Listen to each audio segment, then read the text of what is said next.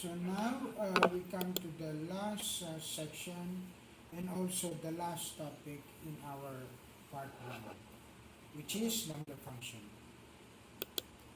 A lambda function is a way of defining function inside another function. It is usually used to define a function which is used only one time and or deemed too trivial to be worthy of declaring as a global function. The syntax of a lambda function are as follows. Okay? It starts with the keyword auto. Okay? Keyword auto. Okay? There are so many uses for the keyword auto. Followed by the function name, followed by the capture operator. This is the capture operator. It is the square brackets. Followed by the parameter in closing parentheses, and finally the function body. And we must remember that unlike regular function, okay, the lambda function must be terminated by a semicolon. Okay. Now the capture operator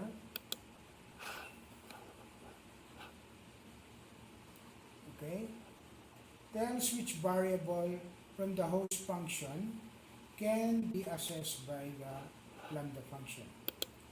An empty capture means no variable from the host function can be accessed by the lambda. An equal sign, okay, means all variables from the host will be captured but only by value. It cannot be changed by the lambda. A capture with an ampersand means that all will be captured but by reference.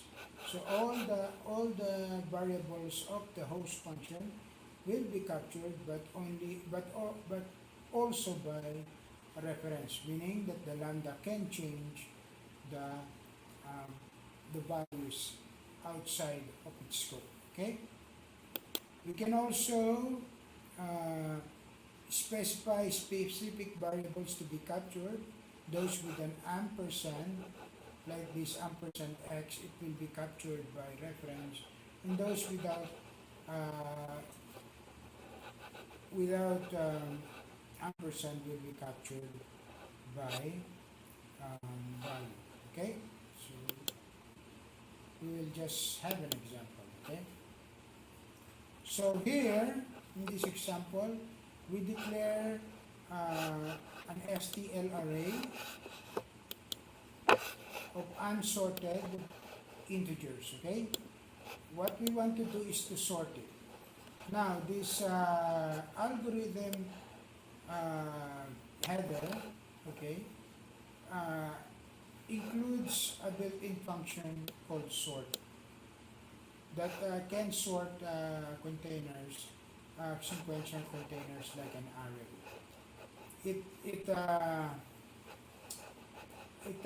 The parameter it needs is a pointer to the start of the beginning of the container and the end of the container. But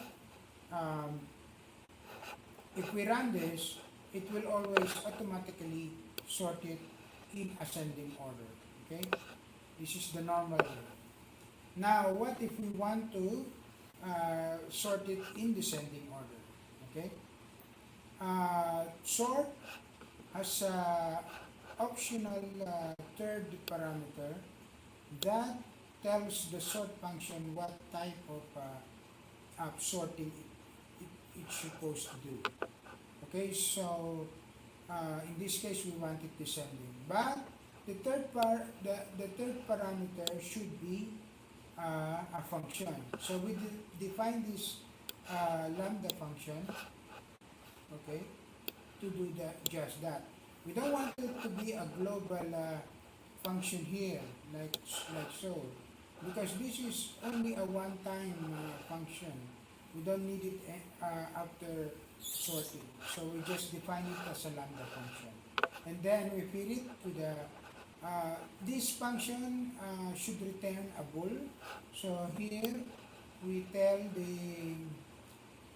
tell the function to return that the current is greater than the next. So this is a descending order. If it is the next is greater than the current, then that is an ascending order. And sure enough, if we do this and we run it again, we print it, it becomes in descending order. Okay? So that is how lambda works.